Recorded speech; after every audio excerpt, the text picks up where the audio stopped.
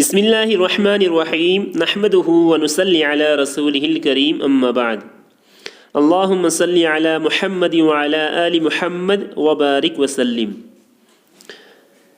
درس حدیث میں شریک افراد السلام علیکم۔ جمعہ کے دن کا خصوصی وظیفہ،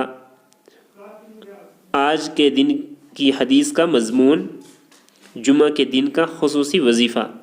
رسول اللہ صلی اللہ علیہ وسلم نے ارشاد فرمایا، جمعہ کا دن افضل ترین دنوں میں سے ہے۔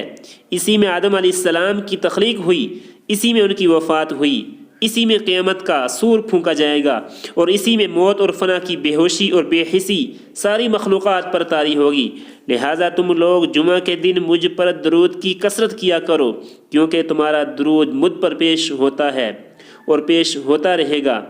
صحابہ نے عرض کیا، یا رسول اللہ، آپ کے وفات فرما جانے کے بعد ہمارا درود آپ پر کیسے پیش ہوگا؟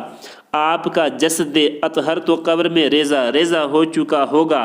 آپ صلی اللہ علیہ وسلم نے ارشاد فرمایا، اللہ تعالیٰ نے پیغمبروں کے جسموں کو زمین پر حرام کر دیا ہے، یعنی موت کے بعد بھی ان کے اجسام قبروں میں بالکل صحیح سالم رہتے ہیں، زمین ان میں کوئی تغیر پیدا نہیں کر سکتی۔